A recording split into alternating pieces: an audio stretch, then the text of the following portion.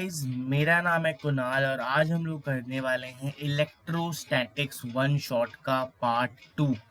इससे पहले हम लोगों ने ऑलरेडी एक सेशन पार्ट 1 कर चुके हैं कवर। अगर आपने वो नहीं देखा है तो आप बहुत कुछ मिस कर रहे हो पूरे इलेक्ट्रोस्टैटिक्स का। वो जो है हमारे पास वहाँ पे हम लोगों ने बेसिक चीज़ें को डिस्कस की थी।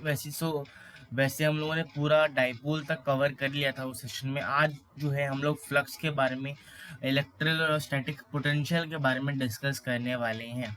तो अगर आपने वो सेशन नहीं देखा है तो जल्दी से जाके देख लीजिए एंड फिर जाके इस सेशन को देखना चालू कीजिए, ठीक है। अगर आप पूरे इलेक्ट्रोस्टैटिक्स को अच्छी तरीके से कवर करना चाहते हैं तो इस सेशन का पीडीएफ जो है वो आपको डिस्क्रिप्शन में मिल जाएगा। साथ ही साथ आपको टेलीग्राम ग्रुप में भी यहाँ पे मिल जाएगा। अगर आपने टेलीग्राम चैनल को ज्वाइन नहीं किया है तो जल्दी से जाके ज्वाइन कर लीजिए। उसका लिंक भी जो है वो आपको डिस्क्रिप्शन में मिल जाने वाला है। फॉर्मूला शीट्स वगैरह भी वहाँ पे आपको अपलोडेड मिलती है। बहुत सारे चैप्टर्स की फॉर्मूला शीट्स और क्विजेस वगैरह भी मैं अपलोड करता रहता हूँ, ठीक है। तो चलिए स्टार्ट करते हैं आज का session, that is electrostatics part 2। तो गाइस, सबसे पहले इलेक्ट्रोस्टैटिक्स में हम लोग डिस्कस करने वाले हैं फ्लक्स के बारे में। सर, ये फ्लक्स होता क्या है? आपने बहुत बार ये नाम सुना होगा। फ्लक्स जो होता है ना, मैं आपको बताता हूँ क्या होता है ये फ्लक्स। फ्लक्स जो होता है दैट इज हमारे पास नंबर ऑफ फील्ड लाइंस। वो फील्ड लाइंस कुछ भी हो सकता है। मैग्नेटिक, अगर मैग्नेटिक के रेस्पेक्ट में देख रहे हो तो मैग्नेटिक फील्ड लाइंस, अगर आप इलेक्ट्रिक फील्ड में देख रहे हो तो आप इलेक्ट्रिक फील्ड लाइंस को कंसिडर कर सकते हो। फ्लक्स जो होता है, अगर मैं जनरली लिखूं, that is number of field lines, number of field lines crossing या पासिंग लिख देता हूं, क्रॉसिंग भी आप लिख सकते हो, passing perpendicularly to a surface. एक सरफेस में से गाइस कोई भी आप एक उठा लो, आपके पास जो भी चीज रखी हो उसका एक आप उसको आप हाथ में ले लीजिए। परपेंडिकुलरली वहां से आप एक पेन को रखिए और वही पेन जो है वो आपका जो हो जाएगा आपका यहाँ पे फ्लक्स। और कितने पेन्स जो हैं वो होता है पूरा टोटल फ्लक्स, ठीक है। तो उम्मीद करता हूँ आपको समझ में आया होगा। तो फ्लक्स का मतलब क्या होता है? फील्ड लाइंस, या तो वो इलेक्ट्रिक फील्ड हो सकता है, मैग्नेटिक फील्ड हो सकता है, कुछ भी हो सकता है जो कि परपेंडिकुलरली पास कर रहा है, कोई भी सरफेस में से परपेंडिकुलरली पास कर रहा है। नंबर ऑफ फील्ड लाइंस, ठीक है। ओके, अब हम लोग बात कर लेते हैं। सर, ये फ्लक्स तो आपने बता दिया, हम लोग तो इलेक्ट्रोस्टैटिक्स पढ़ रहे हैं तो हम लोग इलेक्ट्रिक फ्लक्स के बारे में बात कर लेते हैं। क्या, किसके बारे में? इलेक्ट्रिक फ्लक्स के बारे में हम लोग यहाँ पे बात कर लेते हैं। ठीक है सर, बात कर लेते हैं। आपने बोला, मैं आपको मान थोड़ी सकता हूँ, मतलब ऐसे आपकी बात काट तो नहीं सकता ना। तो अगर मैं बात करूँ इलेक्ट्रिक फ्लक्स की, क्या कर सकता हूँ मैं?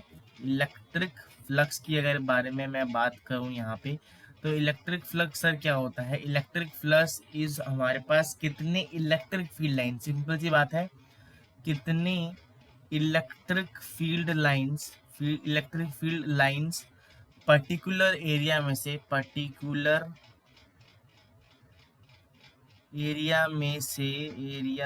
से हिंदी गाइज, इंग्लिश वाली हिंदी आपको समझ में तो आती होगी। आपने बहुत चैट किया होगा, वो पता नहीं किसके साथ, बट किया तो होगा, ठीक है। पास कर रही है, पास कर रही है, उसको हम लोग क्या बोलते हैं यहाँ पे गाइज? इलेक्ट्रिक फ्लक्स बोलते हैं, ठीक है।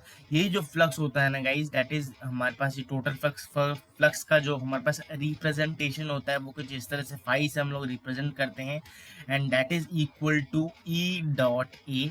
अब ए जो है दैट इज एरिया वेक्टर होता है, ई जो है वो हमारे पास इलेक्ट्रिक फील्ड है, और डॉट है तो हम लोग इसे ई ए कॉस थीटा भी यहाँ पे लिख सकते हैं।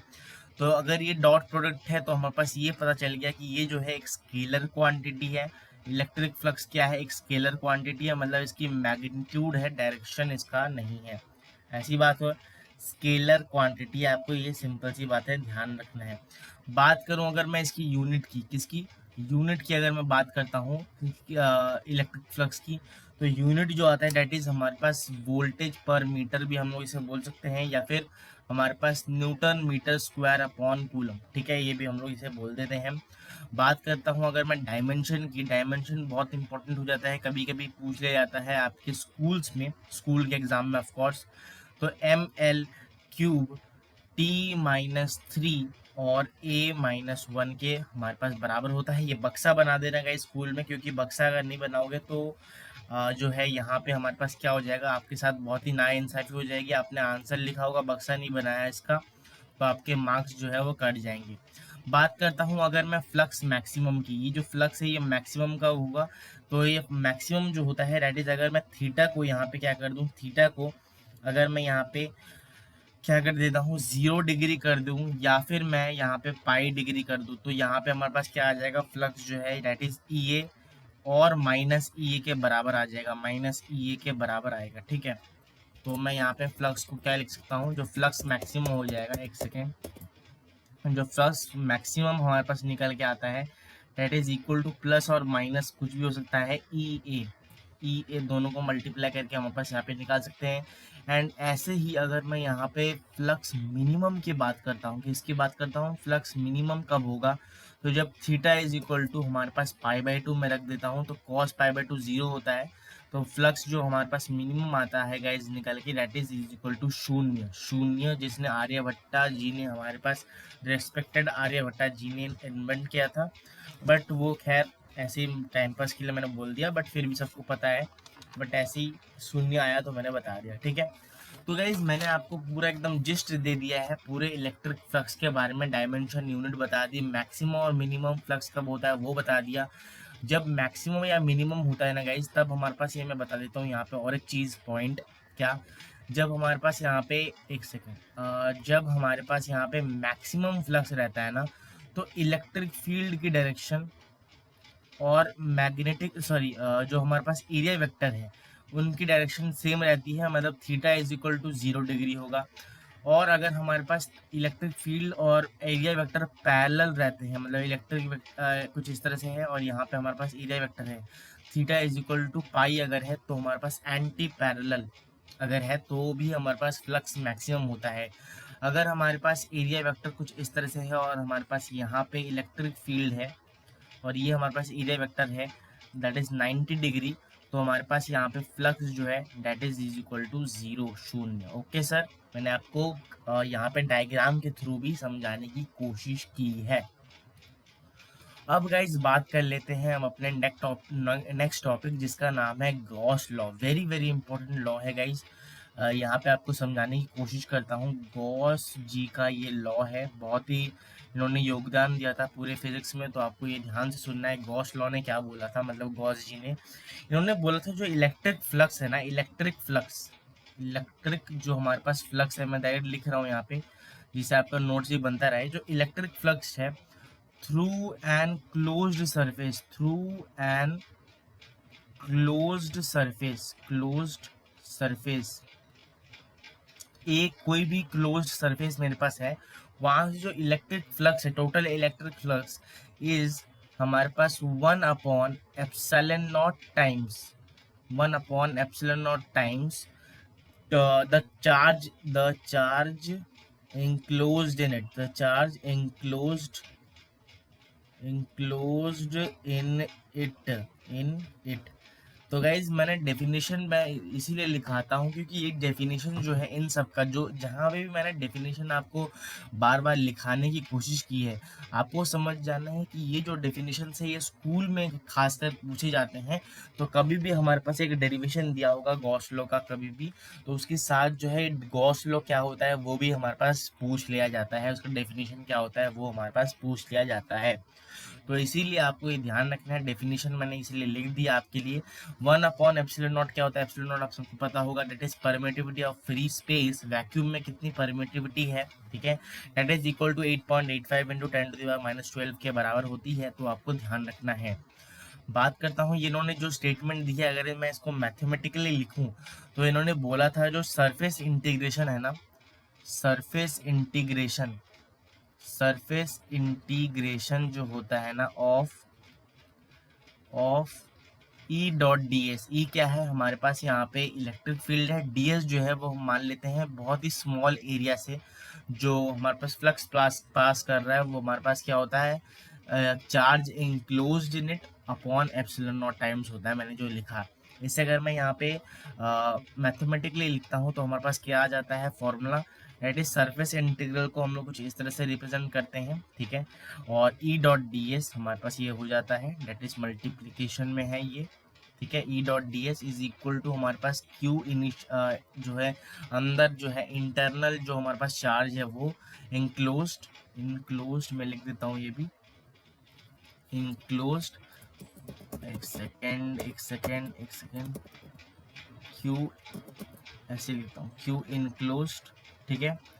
जो चार्ज अंदर है उस सरफेस के, क्लोज सरफेस की, अपॉन एप्सिलॉन नॉट, 1/एप्सिलॉन टाइम्स होता है ना, तो ये हमारे पास फॉर्मूला निकल के आ जाता है।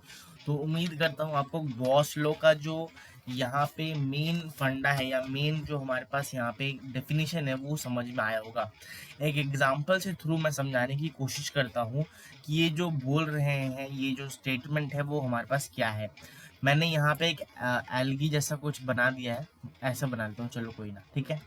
अब सॉरी, हाँ, तो मान लेते हैं ये एक सरफेस मेरे पास है, ये क्या है हमारे पास, एक क्लोज्ड सरफेस है, क्लोज्ड सरफेस हमारे पास इधर है, ठीक है सर, है आप बोल रहे हो तो हो गई, ठीक है। अब यहाँ पे क्या है ना, क्लोज सरफेस में मान लेते हैं एक हमारे पास प्लस Q1 चार्ज है और एक हमारे पास क्या है माइनस Q1 चार्ज है, मान लिया मैंने, ठीक है सर। या फिर माइनस Q1 ना लेके आप क्या करो, माइनस Q2 ले लेता हूँ, चलो ठीक है। तो यहाँ पे अगर मैं फ्लक्स की बात करता हूँ, क्या फ्लक्स की अगर मैं बात करता हूँ, टोटल फ्लक्स, उसके अलावा मैं क्या करूँगा, यहाँ पे और एक चार्ज ले लेता हूँ प्लस क्यू थ्री का। तो यहाँ पे जो फ्लक्स टोटल है ना, flux total through a close surface, वो क्या हो जाएगा, Q1 minus Q2 upon epsilon not के जो है यहाँ पे बराबर होगा। फ्लक्स टोटल ई डॉट डी एस करके, हमारे पास एरिया पता नहीं है तो इसीलिए मतलब बहुत ही अनइवन सा एरिया है तो हम लोगों ने ऐसे लिख दिया। बट यहाँ पे Q3 को मैंने मेंशन नहीं किया बिकॉज Q3 जो है वो क्लोज सरफेस के अंदर नहीं है। तो यहाँ पे फ्लक्स जो हम लोग निकालते हैं ओनली बिकॉज ऑफ फ्लक्स जो है वो हमारे पास depend on enclose charge, depend on enclosed charge, जो अंदर चार्ज है उसी के ऊपर फ्लक्स जो है वो डिपेंड करता है। बट जो इलेक्ट्रिक फील्ड है ना, electric field depends on every charge, electric field depends on every charge, मतलब Q3 में भी हमारे पास यहाँ पे एवरी चार्ज मतलब Q3 को भी हमारे पास इलेक्ट्रिक फील्ड कंट्रीब्यूट करने वाला है। मैं क्या बोलने की कोशिश कर रहा हूँ, जो हमारे पास Q3 वाला चार्ज यहाँ पे आप इग्नोर कर रहे हो, ये जो है इलेक्ट्रिक फील्ड को कंट्रीब्यूट कर रहे हैं। जब हम लोग इलेक्ट्रिक फील्ड को निकालेंगे तो इसमें Q3 का योगदान भी रहने वाला है। तो ऐसे कभी कभी जो है MCQ में पूछ लिया जाता है, तो इसलिए मैंने आपको ये लिखवा दिया है। बाकी जो है कंसेप्ट आपका पूरा क्लियर है, यहाँ आप जान के चलो, ठीक है।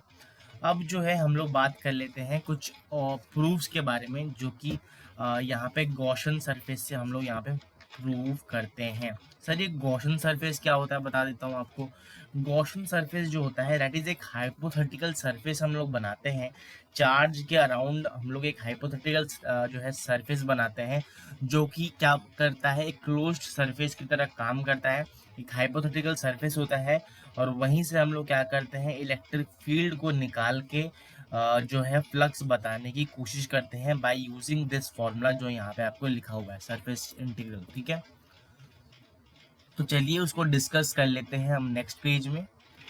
तो गाइस चलिए बात कर लेते हैं हम अपना नेक्स्ट कंसेप्ट, जो कि है application of Gauss law. Application of Gauss law में सबसे पहला जो एप्लीकेशन आता है, हम लोग यहाँ पे पूछा भी जाता है गाइस, ये जो है हमारे पास ये जो डेरिवेशन हम लोग करने वाले हैं 5 मार्क्स में आपको स्कूल में पूछा जाता है, स्कूल में हमारे पास ये पूछा जाता है।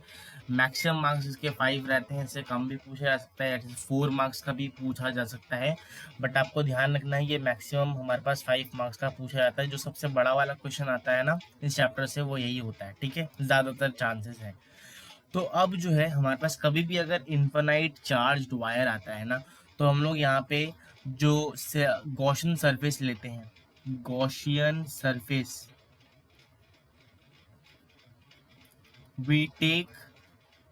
we take an cylindrical Gaussian surface Gaussian surface हम लोग सिलिंड्रिकल लेते हैं of length L and radius R. Sir आप बता दो, फॉर एग्जांपल हमारे पास जो सिनेरियो इन्होंने दे रखा है वो क्या है। सबसे पहले उन्होंने बोला है कि हमारे पास एक, मैं थोड़ा सा चौड़ा बना रहा हूँ जिससे आपको यहाँ पे थोड़ा सा समझने में इजी हो। इन्होंने बोला है कि मेरे पास एक जो है वायर, इन्फिनाइट चार्ज्ड वायर है। तो ये हमारे पास एक चार्ज्ड वायर हो गया, मैंने अभी जूम करके बनाया है बट ये जो है बहुत ही पतली है, ठीक है। इन्फिनाइट जा रही है गाइज, ये हमारे पास इन्फिनाइट है बिकॉज एंड करेक्शन को यहाँ पे रिमूव करने के लिए हम लोग यहाँ पे क्या करते हैं, इन्फिनाइट वायर लेते हैं, ठीक है। तो यहाँ पे लिख देता हूँ, कभी भी अगर क्वेश्चन में कभी वाइवा वगैरह हुआ तो इन्होंने कभी पूछ लिया गया आपसे कि इन्फिनाइट वायर का ही हम लोग क्यों निकालते हैं, तो आपको बोलना है टू रिमूव हमारे पास यहाँ पे एंड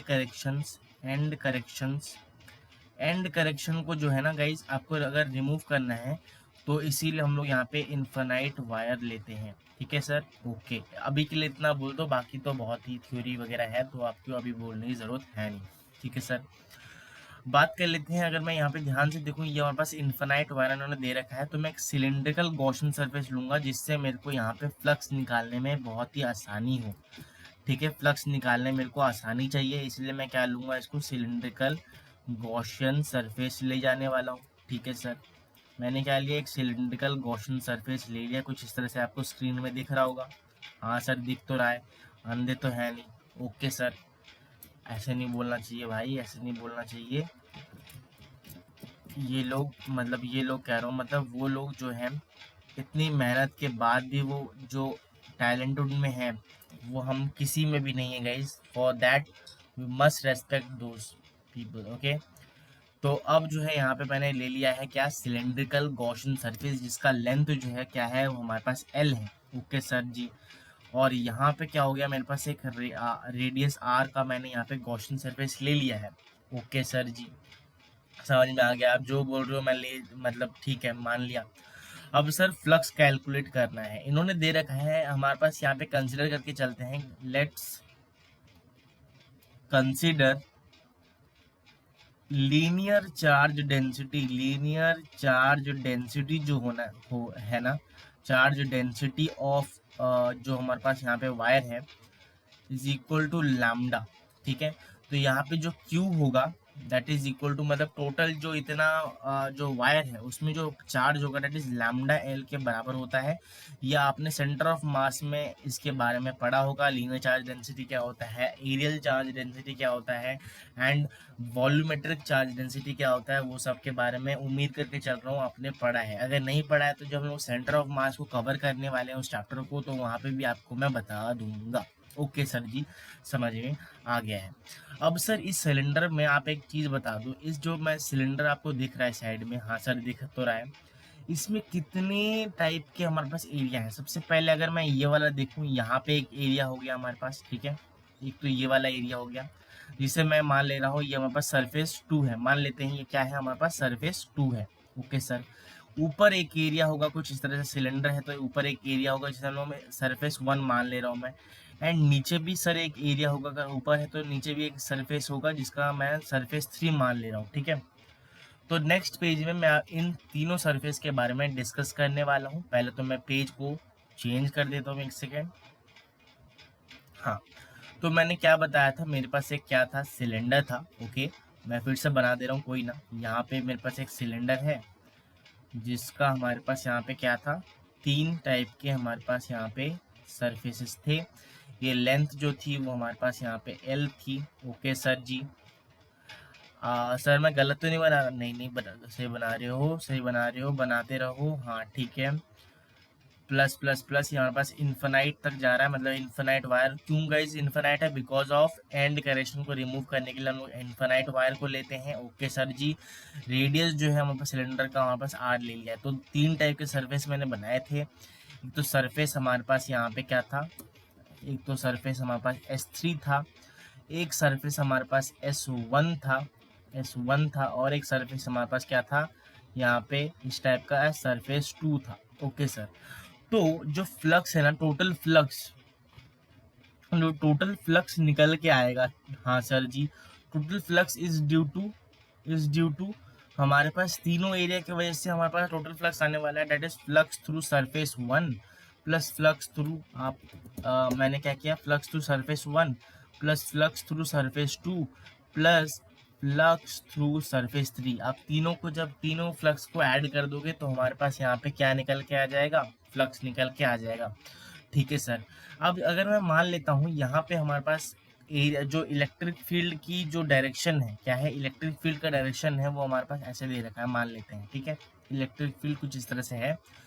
तो हमें पता है ये जो है कुछ इस तरह का एरिया होगा यहाँ से, और इस तरह से हमारे पास क्या होगा, इलेक्ट्रिक फील्ड। तो ये दोनों के बीच का जो डायरेक्शन, मतलब जो एंगल है, ठीक है, जो angle between these two electric fields और जो एरिया वेक्टर है वो किसका कितना है, 0 डिग्री है, या 0 डिग्री है, करेक्ट है, 0 डिग्री है। तो गाइस फ्लक्स जो है, मतलब ये जो एंगल है दोनों के बीच का वो कितना है हमारे पास यहाँ पे, एक सेकेंड, हाँ, हमारे पास जो एंगल है यहाँ पे सरफेस 2 का एरिया वेक्टर कुछ इस तरह से होगा, परपेंडिकुलर होता है हमेशा, एरिया वेक्टर जो है वो परपेंडिकुलर टू दी सरफेस होता है।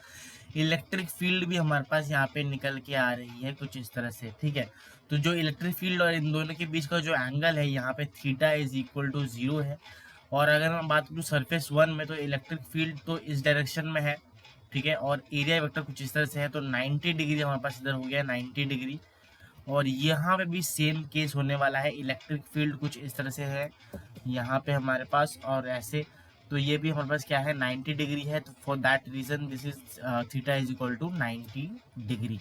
ओके सर जी, समझा दिया आपको, क्रॉस सेक्शन कर दिया इस पूरे सिलेंडर का, गॉसियन सरफेस का। अब जो हम लोग यहाँ पे फ्लक्स लिखने वाले हैं, हमें पता है कभी भी when theta is equal to 90, flux जो है वो मिनिमम होता है। मैं जस्ट पहले बता के आ चुका हूँ, फ्लक्स जो है क्या होता है, मिनिमम होता है। एंड फ्लक्स मिनिमम कितना होता है, 0 के बराबर होता है। तो जो flux through surface 1 and flux through surface 3 is equal to 0। तो हमारे पास जो टोटल फ्लक्स जो कंट्रीब्यूट करेगा वो हमारे पास कौन करेगा, तो जो फ्लक्स निकल रहा है सरफेस 2 में से, वही हमारे पास टोटल फ्लक्स यहाँ पे कंट्रीब्यूट करने वाला है। तो total flux is equal to हमारे पास फ्लक्स थ्रू सरफेस 2। ठीक है सर जी। और हमें पता है अभी हम लोगों ने गॉस लॉ पढ़ के आ चुके हैं।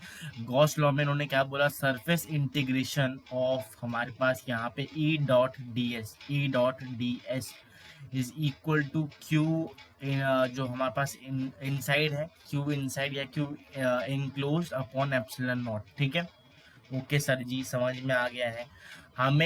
हमने पता है कि मतलब जो ये जो सिलेंडर है, या सिलेंडर कह रहा हूँ, जो हमारे पास वायर है उसका जो लीनियर चार्ज डेंसिटी है वो लैम्डा था। हमें पता है लैम्डा इज इक्वल टू हमारे पास क्या होता है, lambda is equal to L upon Q के बराबर आता है, या फिर Q upon L is equal to lambda के बराबर आता है। तो यहाँ से क्यू जो है वो क्या हो गया, हमारे पास लैम्डा एल के बराबर आ गया है। जो क्यू इनसाइड है, क्यू इनक्लोज है, वो क्या है हमारे पास, that is lambda l upon epsilon not. Correct है, देख लिया, लिख दिया, ओके। अब बात कर लेते हैं ई की। हमें तो ई निकालना ही है, इलेक्ट्रिक फ्लक्स का जो टॉपिक था वही इलेक्ट्रिक फील्ड निकालना था of a infinite charge wire. तो इलेक्ट्रिक फील्ड निकालना है, डी एस डेट इज हमारे पास curve surface area of a cylinder, that is 2 pi r l is equal to lambda l upon epsilon not. यहाँ से मेरे को क्लियरली इलेक्ट्रिक फील्ड देखने को मिल रहा है। इलेक्ट्रिक फील्ड जो हो जाएगा सर जी वो क्या हो जाएगा हमारे पास, यहाँ पे एल और एल कट गए, यहाँ पे क्या हो जाएगा, डेट इज इक्वल टू हमारे पास lambda upon 2 pi r epsilon not. मैं क्या करूँगा, दोनों ऊपर और नीचे 2 का मल्टीप्लिकेशन कर दूंगा। 2 का मल्टीप्लिकेशन क्यों किया सर ऐसे, आपने क्यों किया ऐसा, थोड़ा सा ना अच्छा दिखने के लिए मैंने यहाँ पे कर दिया, बिकॉज यहाँ पे हमारे पास क्या बन गया, 1/4 पाई एप्सिलॉन नॉट, और यहाँ पे क्या बन गया, सीधी सी बात ये है 1/4 पाई एप्सिलॉन नॉट, और यहाँ पे हमारे पास लैम्डा अपॉन आर बच जाता है। हमें पता है 1/एप्सिलॉन नॉट क्या होता है, के बराबर होता है। तो इलेक्ट्रिक फील्ड जो निकल के आ जाती है of a infinite wire, infinite charged wire, that is 2k lambda by r, 2k lambda by r। ठीक है सर जी, यहाँ पे 2 मल्टीप्लिकेशन में आपको भूलना नहीं है। ओके सर जी, तो ये हो गया हमारे पास 2k लैम्डा बाई आर। तो ये हो गया हमारे पास electric field through an infinite charged wire. बात करता हूँ, यहाँ पे आपको क्लियरली दिख रहा होगा कि ये जो है हमारे पास यहाँ पे electric field is inversely proportional to, जो नेक्स्ट पॉइंट है नोट, जो इस फॉर्मूले से इलेक्ट्रिक फील्ड जो है वो हमारे पास डायरेक्टली प्रोपोर्शनल आता है, इनवर्सली प्रोपोर्शनल आता है रेडियस के। तो जो ग्राफ बनता है इनका हमारे पास, ये ग्राफ पे आप ध्यान रखना, कभी कभी पूछ लिया जाता है। ये होता है रेडियस, ये होता है इलेक्ट्रिक फील्ड का graph, that is inversely proportional. कुछ इस तरह से हमारे पास ग्राफ बनता है इसका। और this is very very important thing, तो आपको ये भी ध्यान रखना है, फॉर्मूला तो आपको ध्यान रहना ही है। ज़्यादातर ये जो है हमारे पास यहाँ पे स्कूल में पूछा जाता है, सिर्फ आप ग्राफ जे के लिए यहाँ पे इस्तेमाल कर सकते हो, बाकी फॉर्मूला तो पता होना ही चाहिए। ओके, बढ़ते हैं बाकी जितने भी हमारे पास यहाँ पे इसके एप्लीकेशन से एक एक करके इसको कवर करेंगे, एंड देन हम लोग इलेक्ट्रिक पोटेंशियल में मूव कर जाएंगे। तो गाइज अब हम लोग बात करने वाले हैं second application of Gauss law, जिसे हम लोग यहाँ पे निकालने वाले हैं electric field of a charged conducting sphere. Guys conducting sphere वही होता है हमारे पास, स्फीयर हो शेल हो जो भी हो, यहाँ पे कंडक्टिंग अगर लिखा हुआ है that is electric field inside that sphere या shell that is equal to zero होता है। बिकॉज कोई भी चीज़ अगर एक कंडक्टर है तो electric field inside a conductor is equal to zero. यहाँ पे हम लोग 3 केस को डिस्कस करने वाले हैं। जैसे अगर आपने ग्रेविटेशन पढ़ा है तो आपको वहाँ पे 3 केसेस दिखती होंगी ग्रेविटेशनल इंटेंसिटी निकालने के लिए, वैसे ही यहाँ पे हमारे पास 3 केसेस बनती है।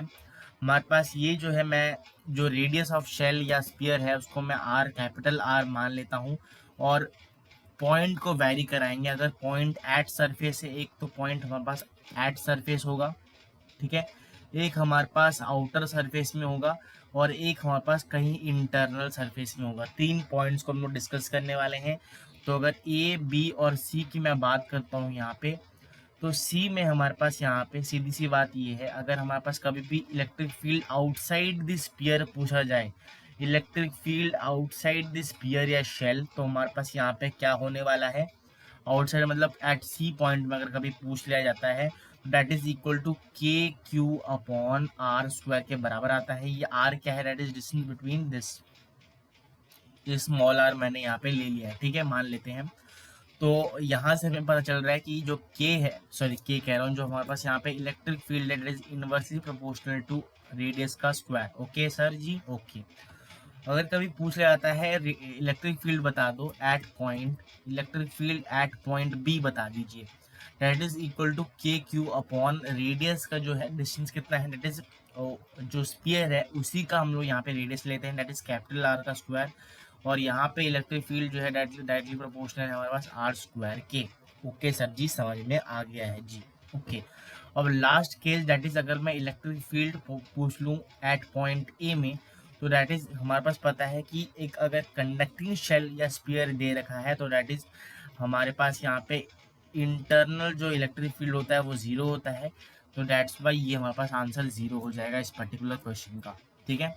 जो मेन बात आती है इसकी, दैट इज इसका ग्राफ, जो कि बहुत ही ज़्यादा बहुत ही ज़्यादा बहुत ही ज़्यादा to the power infinity important है। तो जो उसका ग्राफ आता है गाइज, ये हमारे पास मैं ग्राफ बना दे रहा हूँ, अलग पेन से बनाता हूँ जिससे आपको क्लियरली यहाँ पे विजिबल हो। हाँ जी, पिंक पिंक बहुत ज़्यादा हो गया था। एम बारबी गर्ल, नहीं सर जी, पिंक बोलने से यहाँ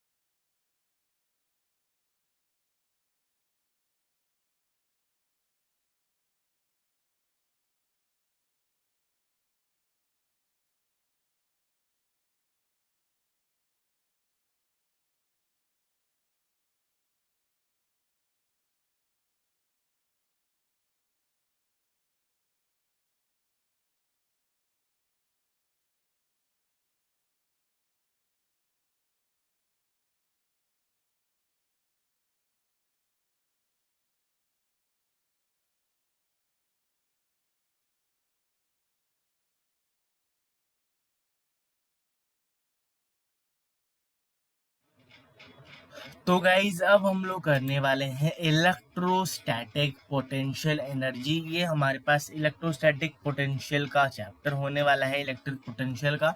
यहाँ पे हमारे पास फर्स्ट टॉपिक आता है कि पोटेंशियल एनर्जी होता है क्या। आपने छोटी क्लासेस मतलब 11th क्लास में पढ़ा होगा कि जो पोटेंशियल एनर्जी होता है उसे हम लोग इंटरैक्शन एनर्जी बोलते हैं। कभी भी दो पार्टिकल के बीच की एनर्जी, इंटरैक्शन एनर्जी को हम लोग क्या बोलते हैं, यहाँ पे पोटेंशियल एनर्जी बोलते हैं। पार्टिकल के अंदर की एनर्जी को हम लोग क्या बोलते हैं, पोटेंशियल एनर्जी बोलते हैं। आपके हाथ में अभी पेन होगा, अगर आप नोट्स लिख रहे हो तो वो पेन के अंदर जो एनर्जी अभी जो है यहाँ पे है, उस पेन के अंदर जो एनर्जी है उसी को हम लोग क्या बोलेंगे, potential energy of that pain बोलेंगे। अगर मैं उसी पेन को जो है नीचे फेंक देता हूँ, क्या करूँगा, यहाँ पे मैंने फॉर एग्जांपल एक हाइट में उठाया, आप जहाँ पे एक खड़े हो जाओ पेन लेके और फेंक दो उसे नीचे, तो क्या होगा, वही पोटेंशियल एनर्जी जो है वो काइनेटिक एनर्जी में जो है ये हमारे पास चेंज हो जाएगा। सीधी सी बात ये है, हमारे पास यहाँ पे ध्यान रखना है। अगर मैं बात करता हूँ इलेक्ट्रोस्टैटिक पोटेंशियल एनर्जी की, तो हमारे पास यहाँ पे U बराबर K Q1 Q2 upon R आता है। सिर्फ हमारे पास यहाँ पे R आता है, आपको ये ध्यान रखना है, K Q1 Q2 upon R।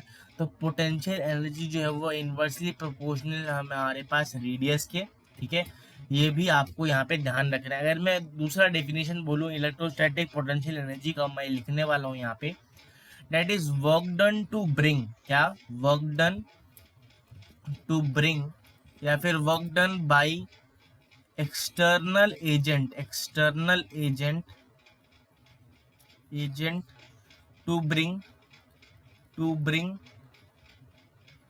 agent to bring a charge, एक चार्ज को फ्रॉम हमारे पास इंफिनिटी टू पॉइंट, हम लोग से क्या बोलेंगे, इलेक्ट्रोस्टैटिक पोटेंशियल बोलेंगे, very slowly, point very slowly. तो उसे हम लोग, इसका एक डेफिनेशन तो ये है। दूसरा डेफिनेशन क्या हो सकता है, negative of work done by conservative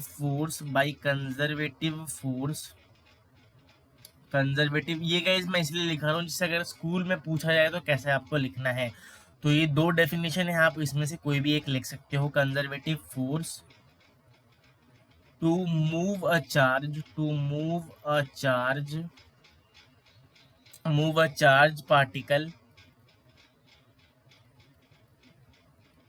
from infinity to a point, तो ये दो डेफिनेशन है। अगर हमारे पास एक्सटर्नल पॉइंट से वेरी स्लोली आ जाएगा, और अगर नेगेटिव और वर्क डन है तो ये हमारे पास इधर आ जाने वाला है। तो ये हो गया, हम लोगों ने पढ़ लिया यहाँ पे क्या, किसके बारे में पढ़ लिया, इलेक्ट्रोस्टैटिक पोटेंशियल एनर्जी के बारे में हम लोगों ने यहाँ पे ज्ञान ले लिया है, ज्ञान हासिल कर लिया है। अब जो है हम लोग यहाँ पे बात करने वाले हैं दूसरा टॉपिक के बारे में, जिसको हम लोग क्या बोलते हैं, इलेक्ट्रिक पोटेंशियल के बारे में हम लोग बात करेंगे। वेरी वेरी इंपॉर्टेंट टॉपिक ये होने वाला है, इलेक्ट्रिक पोटेंशियल हमारे पास ये टॉपिक का नाम है।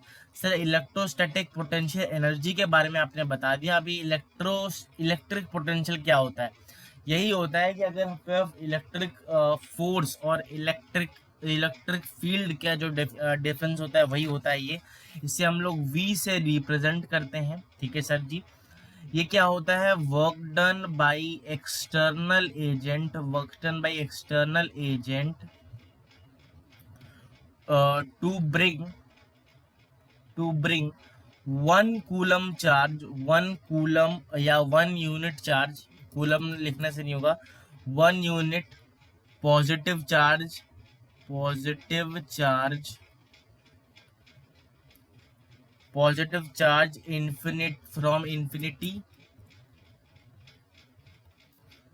From infinity to a point, correct है। तो ये हो गया डेफिनेशन इसका, V से इसे रिप्रेजेंट करते हैं। तो हमारे पास जो ये V होता है, that is work done by external agent to bring a charge, हमारे पास Q, ठीक है। फ्रॉम इन्फिनिटी टू हमारे पास ये, तो वर्क डन हमारे पास क्या होता है, पोटेंशियल एनर्जी के बराबर होता है। अच्छा, वर्क डन एक्सटर्नल लिखा है, इसका मतलब यहाँ पे स्लोली होगा, इसलिए मैंने पॉजिटिव यहाँ पे लिया है, is equal to U upon Q के बराबर हमारे पास इधर आ जाएगा। हमें पता है कि ये जो क्यू होता है, मतलब ये जो हमारे पास यहाँ पे यू होता है, दैट इज के क्यू वन अपॉन दिस होता है, तो that is equal to K Q square upon, या फिर ऐसे लिख सकते हैं के क्यू क्यू अपॉन आर, और यहाँ पे क्यू, तो क्यू क्यू कैंसिल हो गया, सिंपल सी बात है, तो दैट इज के क्यू अपॉन आर के बराबर हमारे पास आ जाता है। तो क्लियरली मैं ये कह सकता हूँ कि जो V है हमारे पास यहाँ पे, that is electric potential is equal to K Q upon R के बराबर होता है। ठीक है सर, समझ में आ गया है। अब जो है हम लोग थोड़ा सा और यहाँ पे बात करने वाले हैं। अगर मैं इसमें इलेक्ट्रिक पोटेंशियल का चेंज देखूँ, दैट इज डेल्टा V, अगर मैं यहाँ पे निकालता हूँ, इसका फॉर्मूला बहुत ज़्यादा इंपॉर्टेंट है। अगर मैं डेल्टा V की बात करता हूँ, चेंज इन इलेक्ट्रिक पोटेंशियल, तो वो क्या होगा हमारे पास, work done of initial point से फाइनल पॉइंट में स्लोली लाने के लिए, स्लोली अगर मैं लाता हूँ तो अपॉन क्यू के बराबर आता है। That is equal to minus of work done, conservative force कर रहा है आई से इनिशियल पॉइंट से फाइनल पॉइंट लाने तक अपॉन क्यू। ठीक है, तो ये दो हमारे पास यहाँ पे हो गए हैं। अगर मैं इन दोनों को रेस्पेक्ट में देखूं, यहाँ से हमें पता चल सकता है कि वर्क डन अगर मेरे को एक्सटर्नल पूछा गया है ना सर जी, वर्क डन एक्सटर्नल पूछा गया है, that is Q delta V हम लोग इसे कह सकते हैं। और अगर हमारे पास यहाँ पे वर्क डन कंजर्वेटिव पूछा गया है, आपको ये ध्यान रखना है, जो मैं ब्लू से अभी लिख रहा हूँ, अभी जो लिख रहा हूँ, अगर कभी एक्सटर्नल पूछा हो वर्क डन तो हमारे पास क्यू डेल्टा V, अगर कंजर्वेटिव वर्क डन पूछा हो तो कंजर्वेटिव फोर्स जो वर्क डन होता है इनिशियल और फाइनल पॉइंट से, that is minus Q delta V के बराबर आता है। बिकॉज हमें पता है कि वर्क डन अपॉन जो work done by conservative force is minus of हमारे पास चेंज इन पोटेंशियल एनर्जी, आपने ये वर्क पावर एनर्जी में पढ़ा होगा। ठीक है सर जी, दो फॉर्मूला मैंने आपको बता दिया है, आपको ये ध्यान रखना है। ये क्या है हमारे पास, क्या है ये, हाँ बताओ बताओ जल्दी बताओ, टाइम नहीं है, बहुत हो गया बहुत हो गया, गुस्सा हो जाऊंगा, हाँ हाँ गुस्सा हो जाऊंगा, बहुत हो गया बहुत हो गया, ठीक है। That is change in potential energy. ठीक है सर जी, पोटेंशियल एनर्जी में जो चेंज है उसी को हम लोग क्या बोलते हैं, यहाँ पे डेल्टा V बोलते हैं। अब जो है गाइज मैं बात करने वाला हूँ यहाँ पे और कुछ टॉपिक्स के बारे में, जिसे हम लोग क्या बोलते हैं, electric potential due to charge sphere या कंडक्टिंग स्फीयर। चार्ज जो है कंडक्टिंग स्फीयर के बारे में बात करेंगे। ये हमारे पास हो गया फॉर्मूला जो आपको यहाँ पे ध्यान रखना है।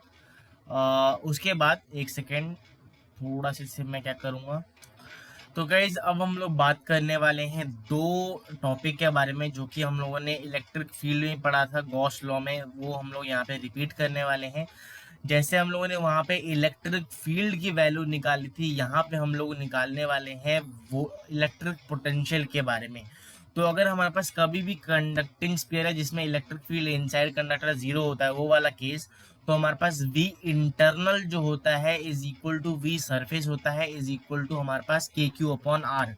तो फॉर एग्जांपल मेरे पास मैंने एक यहाँ पे स्फीयर ले लिया है, ठीक है, और यहाँ पे हमारे पास रेडियस मान लेते हैं, इसका जो स्फीयर का रेडियस है वो हमारे पास कितना दे रखा है उन्होंने, R, कैपिटल R दे रखा है। तो V ये हो जाएगा हमारे पास V एक्सटर्नल, क्या हो जाएगा ये V एक्सटर्नल, एंड मान लेते हैं इसका जो डिस्टेंस दूरी है वो हमारे पास कितना है, स्मॉल r मान लेते हैं। ये हमारे पास हो जाएगा V इंटरनल, एंड ये हो जाएगा हमारे पास V एक्स जो है सरफेस का। ठीक है, तो ये आपको ध्यान रखना है, वेरी वेरी इंपॉर्टेंट। इसका ग्राफ के बारे में अगर मैं बात करूँ यहाँ पे गाइस, ग्राफ, ओके सर जी, ग्राफ बता दीजिए जल्दी से। ग्राफ जो होगा हमारे पास यहाँ पे रेडियस और V का, इन दोनों के वर्सेस हमारे पास ग्राफ होने वाला है। जैसे वहां पे था वैसे ही हमारे पास यहाँ पे भी ग्राफ यहाँ पे होगा। V इनसाइड यहाँ पे क्या होता है, कांस्टेंट होता है, हमें पता है V इनसाइड एंड सरफेस जो है बराबर है, तो V इनसाइड कांस्टेंट है, तो यहाँ पे जाके हमारे पास एक दूरी तक वो कांस्टेंट रहेगा। और ये हमारे पास क्या है, इतना जो है, एक सेकेंड, ये जो है ना, ये वाला जो पॉइंट है ये, डेट इज R बराबर R का, ठीक है, डिस्टेंस R बराबर R का। उसके बाद यहाँ पे 1 अपॉन प्रोपोर्शनल है हमारे पास 1 अपॉन स्मॉल r, करेक्ट है। अब अगर मैं बात करता हूँ यहाँ पे जो मेन वाला हमारे पास है नॉन कंडक्टिंग, जो कि हमेशा इंपॉर्टेंट रहता है, इंटरनल। अगर मैं इलेक्ट्रिक पोटेंशियल इंटरनल की बात करता हूँ, डेट इज ये बहुत ज़्यादा इंपॉर्टेंट है, के क्यू अपॉन हमारे पास 2r3, के क्यू अपॉन 2r3, ये हमारे पास कैपिटल आर क्यूब है। और यहाँ पे हमारे पास कुछ इस तरह से 3r स्क्वायर आर स्क्वायर हो जाएगा स्मॉल आर स्क्वायर, ठीक है। क्या 3 capital R square minus small R square. अगर मैं वी ऑफ सरफेस की बात करता हूँ, वो सेम है हमारे पास जो पहले कंडक्टिंग में था। और अगर मैं एक्सटर्नल की बात करूँ, वो भी हमारे पास सेम है जो कि हमारे पास कंडक्टर में था। करेक्ट है। ओके जी, समझ में आ गया है। ओके जी, समझ में आ गया। ओके, तो इतना समझ में आ गया क्या हूँ मैं बोलने चाह रहा हूँ। यहाँ पे हमारे पास अगर मैं ग्राफ की बात करता हूँ, इसका किसका ग्राफ का, आपको गई इंटरनल वाला आपको याद रखना है कैसे होता है। अगर मैं इसका ग्राफ बनाता हूँ, ये भी बहुत ज़्यादा इंपॉर्टेंट है, रोल प्ले करता है। जैसे वहाँ पे हम लोगों ने वहाँ पे भी ग्राफ बहुत ज़्यादा इंपॉर्टेंट था इसका। इसका ग्राफ बहुत ज़्यादा इंपॉर्टेंट है, आपको ये ध्यान रखना है। कुछ इस तरह से हमारे पास यहाँ पे ग्राफ जाता है इसका, कुछ इस तरह से हमारे पास यहाँ पे ग्राफ होता है। करेक्ट है। इतने एरिया में जहाँ तक हमारे पास ये है, ये वाला एरिया जो है हमारे पास वी ऑफ दैट इंटरनल है। ये क्या हो गया हमारे पास, वी एक्सटर्नल का ग्राफ हमारे पास बन जाता है, आर वर्सेस वी का ही ग्राफ है। तो ये आपको ध्यान रखना है, very very very very very to the power infinity हमारे पास इंपॉर्टेंट है जी सर। ओके, तो कैसे होता है, वही सेम चीज़ हमारे पास इधर मान लीजिए हमारे पास ये कुछ है, अंदर हमारे पास पॉजिटिव पॉजिटिव है, क्योंकि ये हमारे पास नॉन कंडक्टिव है। मान लेते हैं रेडियस जो है वो हमारे पास क्या है, आर है जी। ओके जी, आर है। और ये हो जाएगा हमारे पास वी एक्सटर्नल, ये हो जाएगा वी एट सरफेस, एंड ये हो जाएगा हमारे पास वी इंटरनल, मतलब अंदर जो इलेक्ट्रिक पोटेंशियल है वो। मान लेते हैं इसकी दूरी स्मॉल आर है। अब स्मॉल आर वैरी कर सकती है, वो जो भी होगा, आर बराबर दिस हो गया। या फॉर एग्जांपल अगर मैं इंटरनल की बात करता हूँ, स्मॉल आर जो है वो लेस देन कैपिटल आर होना चाहिए। वी एट सरफेस में हमारे पास small r is equal to capital r होता है, एंड एक्सटर्नल में हमारे पास small r is greater than capital r होता है। सिमिलर आप वे में यहाँ पे भी इसे करेक्ट कर सकते हो। तो ये हो गया हमारे पास वेरी वेरी इंपॉर्टेंट पेज। आपको एक ग्राफ और आपको ये फॉर्मूलेज, स्पेशली जो वी इंटरनल है नॉन कंडक्टिंग का, उसको ध्यान रखना है जी। क्या करना है जी, ध्यान रखना है। अब बढ़ते हैं हम अपने नेक्स्ट टॉपिक का, जिसका टॉपिक की ओर, जिसका नाम है इक्वी पोटेंशियल सरफेस। क्या बोला मैंने, equi potential surface. Sir equi potential surface क्या होता है बता दीजिए। हाँ बिल्कुल बताएंगे, इसलिए तो मैंने नाम बोला है, हड़बड़ाओ मत। Patience is the key to success, ठीक है ना। तो जो इक्वी पोटेंशियल सरफेस है, इसके बारे में हम लोग बात करने वाले हैं। अब अगर मैं इक्वी पोटेंशियल सरफेस के बारे में यहाँ पे बात करता हूँ आप सबसे, तो सबसे पहले हमारे पास आ जाता है इक्वी पोटेंशियल सरफेस होता क्या है। अगर मैं इंग्लिश वाली हिंदी में यहाँ पे आपको समझाऊं, एक ऐसा सरफेस, क्या बोल रहा हूँ मैं, एक ऐसा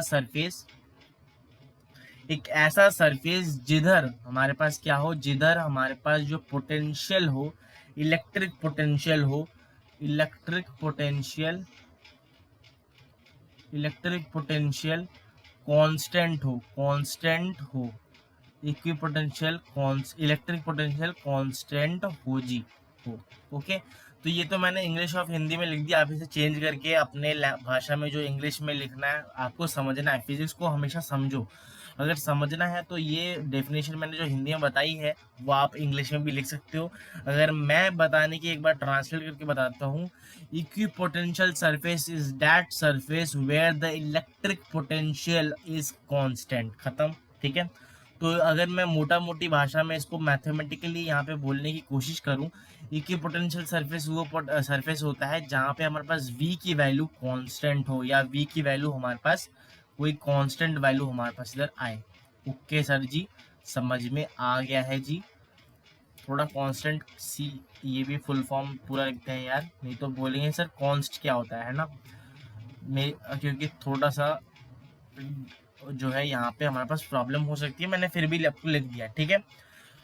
अब कुछ पॉइंट्स, कुछ प्रॉपर्टीज जो मैं आपको बोल के बताऊंगा, इसीलिए आपको ये ध्यान रखना है। ठीक है। इक्वी पोटेंशियल सरफेस, दो इक्वी पोटेंशियल सरफेस जो है वो कभी भी हमारे पास इंटरसेक्ट नहीं कर सकती। मैं यहाँ पे लिख दे रहा हूँ, नोट लिख ही दे रहा हूँ, कोई बात नहीं। यहाँ पे लिखने में क्या है, to equipotential surface, to equipotential हमारे पास जो सरफेस होती है, सरफेस कांट नेवर या फिर नेवर इंटरसेक्ट ईच अदर, ठीक है, never intersect each other sir, each other. Okay sir, यहाँ पे समझ में आया सर क्यों इंटरसेक्ट नहीं करेंगी। अगर इसको खुद ही सोचो आप, अगर हमारे पास पहले तो इक्विपोटेंशियल सरफेस होता क्या है वो समझ लो, कि V जो है मतलब हमारे पास इलेक्ट्रिक पोटेंशियल कांस्टेंट होता है। तो अगर दो इक्विपोटेंशियल सरफेस जो है वो इंटरसेक्ट करेंगी तो हमारे पास at a point of intersection, मान लो ये हमारे पास एक इक्विपोटेंशियल सरफेस है और ये हमारे पास एक इक्विपोटेंशियल सरफेस है, तो ये हो गया हमारे पास कौन सा पॉइंट ऑफ, हमारे पास जहाँ पे इंटरसेक्शन है जिसे हम लोग बोल देते हैं। तो यहाँ पे एट पॉइंट ऑफ इंटरसेक्शन दो वैल्यूज हमारे पास यहाँ पे मिलेंगी, किसकी, टू वैल्यूज ऑफ हमारे पास यहाँ पे वोल्टेज मिलेगा। अब ये हमें पता है कि एक पॉइंट में हमारे पास एक ही वोल्टेज मिल सकता है, and that is the reason कि हमारे पास इक्विपोटेंशियल सरफेस कभी भी इंटरसेक्ट नहीं कर सकती। तो दैट्स द रीजन, मैंने आपको यहाँ पे एक्सप्लेन कर दिया है। अब जो है हम लोग बात करने वाले हैं कुछ और प्रॉपर्टीज के बारे में, और प्रॉपर्टीज क्या क्या है वो मैं आपको बताता हूँ। सबसे पहले इक्विपोटेंशियल सरफेस में आपको बताने वाला हूँ यहाँ पे प्रॉपर्टीज की। मान लेते हैं ये हमारे पास क्या है, एक इक्वी पोटेंशियल सरफेस है जी। ओके जी, मान लिया जी। यहाँ पे मैंने एक चार्ज को रख दिया है, ठीक है, जिसको यहाँ पे इलेक्ट्रिक फील्ड है सर, और यहाँ पे हमारे पास क्या है, मान लेते हैं ये हमारे पास V फाइनल, V इसको मान लेता हूँ, यहाँ पे हमारे पास V इनिशियल भी V है बिकॉज इक्वी पोटेंशियल सरफेस है। मैं यहाँ से यहाँ इसको लेके आऊंगा इस चार्ज को। अब यहाँ से इस पॉइंट A से पॉइंट B मिलाने में कुछ वर्क डन होगा। अब क्योंकि वर्क डन हमें पता है, ये work done is equal to Q V के बराबर होता है, डेल्टा V के बराबर होता है, and here delta V is equal to zero. That's why delta V is equal to zero, that's why हमारे पास जो वर्क डन होगा ना दैट इज जीरो हो जाएगा। दैट्स वाई जो work done by external agent is equal to zero for equipotential surface जी। Okay जी, समझ में आ गया। ओके, और दूसरी बात अगर मैं यहाँ पे और एक बात करता हूँ, एक चीज ये जो इलेक्ट्रिक फील्ड लाइंस होती है ना, इलेक्ट्रिक फील्ड लाइंस हमारे पास, या इलेक्ट्रिक फील्ड इंटेंसिटी, वो डिपेंड करती है हमारे पास किसके ऊपर, spacing between two equipotential surface, spacing between two equipotential surface, ठीक है। ओके, अब बढ़ते हैं आगे। ये हमारे पास एक पॉइंट हो गया जो आपको ध्यान रखना है यहाँ पे। तो गाइज अब मैंने आपको सारी नॉलेज दे दी है किसके बारे में, इक्वी पोटेंशियल सरफेस के बारे में। कुछ और टॉपिक्स भी रहता है जिसको हमें डिस्कस करना है, जो कि बहुत ज़्यादा इम्पोर्टेंट है, और उसको डिस्कस करना है। क्या है वो टॉपिक, जिसका नाम है relation between electric field and electric potential. Electric field हम लोगों ने यहाँ पे पढ़ के आ चुके हैं, इसी चैप्टर में पढ़ा है, पार्ट 1 में आपने पढ़ा होगा। एंड अब जो है हम लोगों ने इलेक्ट्रिक पोटेंशियल के बारे में भी हम लोगों ने यहाँ पे पढ़ लिया है। अब इन दोनों को रिलेट करके कुछ एक फॉर्मूला हम लोग निकालने वाले हैं, कैसे निकालेंगे मैं आपको बताने वाला हूँ। सबसे पहली बात तो मैं क्या करूँगा, इधर एक सेकेंड इसको थोड़ा स्लाइड चेंज कर देता हूँ मैं, एंड ये हो गया गाइस मेरे पास यहाँ पे स्लाइड चेंज। अब जो है टॉपिक का नाम है हमारे पास रिलेशन बिटवीन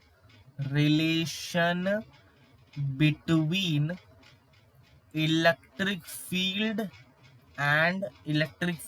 एंड हमारे पास वोल्टेज, मतलब इलेक्ट्रिक पोटेंशियल, जो वोल्टेज होता है उसे हम लोग बोलते हैं। इसके बारे में हम लोग रिलेशन यहाँ पे निकालने वाले हैं। कैसे निकालेंगे मैं आपको बताने की कोशिश करता हूँ।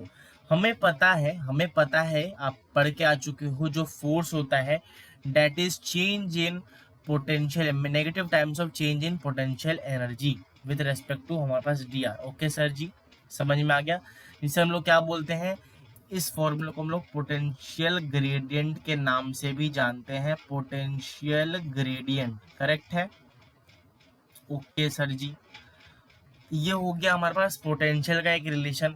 और एक हमें फॉर्मूला पता है कि फोर्स बराबर होता है क्यू ई के भी, क्यू ई के भी हमारे पास यहाँ पे बराबर होता है, और दैट इज इक्वल टू, अगर मैं इसको इसके बराबर कर दूं, that is minus D Q upon D R के भी मैं यहाँ पे बराबर कर सकता हूँ। करेक्ट है। तो यहाँ से मेरे पास electric field is equal to minus D we upon D R के बराबर आ जाता है, जो कि बहुत ही तगड़ा रिलेशन है। इन दोनों को जब हम लोग सॉल्व करेंगे, मैं आपको मिटा के यहाँ पे समझाने की कोशिश करता हूँ। इन दोनों को सॉल्व करेंगे तो हमारे पास यहाँ पे इलेक्ट्रिक फील्ड जो है ना, वो minus times of D we upon D R के बराबर आता है। वेरी, यहाँ पे मैं लिख देता हूँ very very very very to the power infinity important formula है। आप सब कुछ भूल जाना, अपनी जो गर्लफ्रेंड है, आपकी जो प्रेमिका है, उनका नाम भूल जाना, बट ये फॉर्मूला मत भूलना।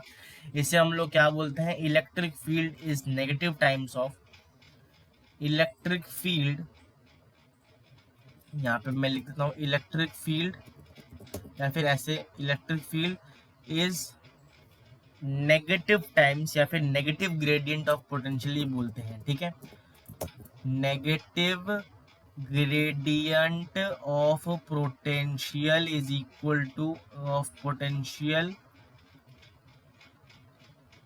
इज इक्वल टू हमारे पास इलेक्ट्रिक फील्ड। ठीक है, ये भी मैंने आपको बता दिया।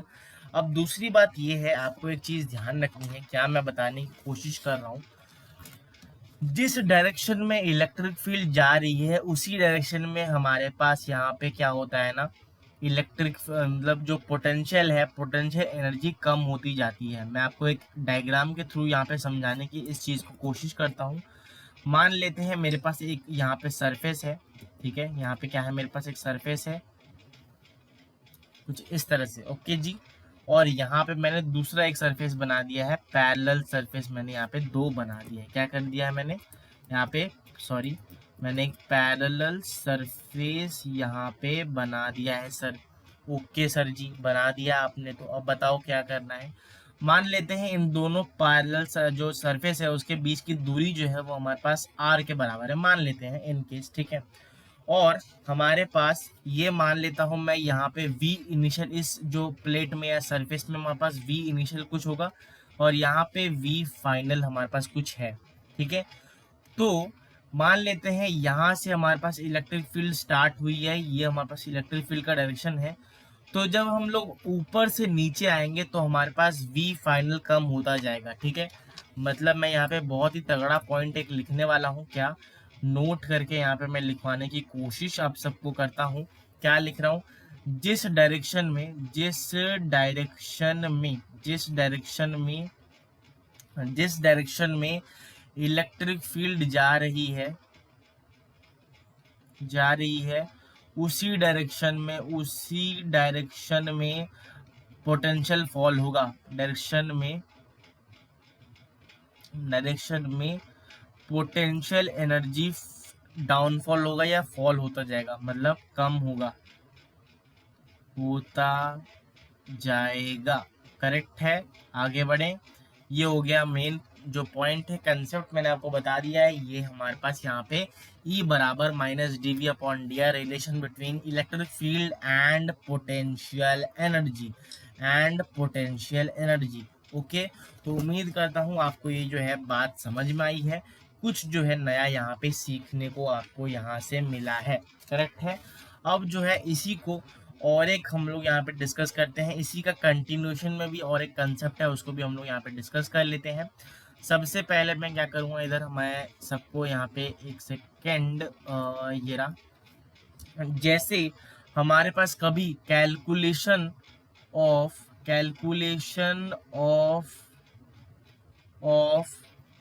पोटेंशियल फ्रॉम इलेक्ट्रिक फील्ड, अगर कभी हमारे पास यहाँ पे गाइस पोटेंशियल दिया हो, ठीक है, पोटेंशियल दिया हो, डिस्टेंस दिया हो, तो मैं आसानी से एक इलेक्ट्रिक फील्ड निकाल सकता हूँ by using that previous formula जो मैंने आपको बताया था अभी। अगर कभी हमारे पास इलेक्ट्रिक फील्ड दे दिया हो और मेरे को क्या पूछा जाए, मेरे को पूछा जाए कि आप जो है यहाँ पे पोटेंशियल कैलकुलेट कर दो, इलेक्ट्रिक पोटेंशियल कैलकुलेट कर दो, तो कैसे करेंगे, हमें पता है कि E जो है वो हमारे पास किसके बराबर है, माइनस dV अपॉन dr के बराबर है, करेक्ट है कि नहीं, माइनस dV अपॉन dr के बराबर है, करेक्ट है। इसको अगर मैं यहाँ पे E डॉट डी आर कर दूं, यहाँ पे देखो ध्यान से, E dot D R is equal to हमारे पास माइनस ऑफ dV हो गया। अब मैं क्या करूंगा, ये डॉट प्रोडक्ट है, ये क्या है, डॉट प्रोडक्ट है, सो हमारे पास स्केलर है। जब इलेक्ट्रिक फील्ड गिवन हो और हमारे पास डेल्टा वी यहाँ पे मांगा हो, ठीक है, डेल्टा वी मांगा हो, मांगा गाइस जो पढ़ती हो यानी में वो नहीं है, मतलब पूछा गया हो वो, ठीक है। तो क्या करना है, डेट इज ई इंटीग्रेशन कर दूंगा मैं यहाँ पे ई डॉट डी आर का, ई डॉट डी आर का मैं यहाँ पे इंटीग्रेशन करूंगा, इज इक्वल टू हमारे पास इंटीग्रेशन ऑफ, माइनस बाहर आ जाएगा, कांस्टेंट है वो, माइनस ऑफ डीवी के बराबर है, ये हो गया हमारे पास यहाँ पे। तो कभी भी अगर हमारे पास इलेक्ट्रिक फील्ड और हमारे पास यहाँ पे रेडियस का ग्राफ या डिस्टेंस का ग्राफ दिया हो कभी भी, ठीक है, पोजीशन ग्राफ और हमारे पास इलेक्ट्रिक फील्ड का ग्राफ दिया हो, तो फॉर एग्जांपल कुछ इस तरह से है हमारे पास, तो जो ये एरिया है, area under E versus R graph gives या रिप्रेजेंट क्या करता है, हमारे पास इलेक्ट्रिक पोटेंशियल को रिप्रेजेंट करता है, इलेक्ट्रिक पोटेंशियल जिसे हम लोग डेल्टा वी के नाम से भी जानते हैं, वो हमारे पास यहाँ पे करता है। अगर मैं ध्यान से देखूँ, ये फॉर्मूला क्या निकल के आ जाता है, ई डॉट आर या डी आर या डेल्टा आर भी हम लोग यहाँ पे कह सकते हैं। इसका जो इंटीग्रेशन है ना सर जी, वो हमारे पास minus time of delta v के बराबर है, करेक्ट है, करेक्ट है। तो ये हो गया है हमारे पास पूरा आज का कंसेप्ट, इस पूरे चैप्टर का कंसेप्ट खत्म। अब जो है हम लोग यहाँ पे डिस्कस करेंगे एक क्वेश्चन इसी का, इक्वी पोटेंशियल सरफेस का, इलेक्ट्रिक फील्ड को कैसे कैलकुलेट करेंगे फ्रॉम इक्वी पोटेंशियल सरफेस, उसको हम लोग डिस्कस करने वाले हैं। एग्जाम्पल मैं आपके स्क्रीन में यहाँ पे अभी जस्ट लेने वाला हूँ, ओके जी, चलो ले लेते हैं। मान लेता हूँ मेरे पास यहाँ पे क्या है, फॉर एग्जाम्पल मेरे पास यहाँ पे एक इक्विपोटेंशियल मैंने ग्राफ बना दिया है, ठीक है, और ये ग्राफ कुछ इस तरह से है हमारे पास, ऐसे एक होगा, देन ऐसे, सॉरी थोड़ा ज़्यादा ही हमारे पास बड़ा हो गया ये चीज़, एक सेकेंड, हाँ ऐसे, देन ऐसे एंड देन ऐसे, ठीक है, तीन मैंने यहाँ पे लाइंस बना दिए हैं, तीन मैंने यहाँ पे क्या बना दिया है, लाइंस बना दिया है। ये जो है मान लेते हैं 100 वोल्ट का है ये पूरा, ये जो है हमारे पास 150 वोल्ट का है मान लेते हैं, और ये क्या है हमारे पास 200 वोल्ट का मान लेते हैं, ओके। ये जो पॉइंट है, ये वाला पॉइंट हमारे पास 0,0 मैंने यहाँ पे मान लिया ऐसे, और क्या करूँ, हाँ बताता हूँ आपको, मान लेते हैं ये जो है कितना है 2,0 हमारे पास इधर हो जाएगा, और मान लेते हैं ये जो है हमारे पास 4,0 के बराबर है, करेक्ट मान लिया जस्ट, ठीक है। और हम देख सकते हैं इलेक्ट्रिक फील्ड की डायरेक्शन यहाँ पे आपको गिवन है, क्या डायरेक्शन गिवन है, कुछ इस तरह से हमारे पास यहाँ पे इलेक्ट्रिक फील्ड की डायरेक्शन आपको गिवन है। ऐसे बनाऊंगा मैं, ऐसे करके हमारे पास अगर मैं बनाता हूँ, एक सेकेंड, कुछ इस तरह से लाऊंगा एंड इसे ऐसे कनेक्ट कर दूंगा। थोड़ा सा बनाने में दिक्कत आ रही है गाइस, एक सेकेंड, हाथ वाथ को मोड़ के बनाना पड़ रहा है, बट आपको समझ जाना है कि ये इलेक्ट्रिक फील्ड का डायरेक्शन हमारे पास इधर होने वाला है, एक सेकेंड, हाँ अब चलो हो गया है, इतना मैं उसके डिस्टर्ब नहीं करने वाला। मान गाइस ये अगर मैं बनाता हूँ यहाँ पे, ये इलेक्ट्रिक फील्ड है, हाँ जी, इलेक्ट्रिक फील्ड की डायरेक्शन ये है, तो ये इन्होंने दे रखा है, ये जो है हमारे पास कितना डिग्री है, 30 डिग्री है, इन्होंने गिवन है, ये क्वेश्चन सब गिवन है, तो क्लियरली ये जो है 90 डिग्री हो गया है, और ये भी हमारे पास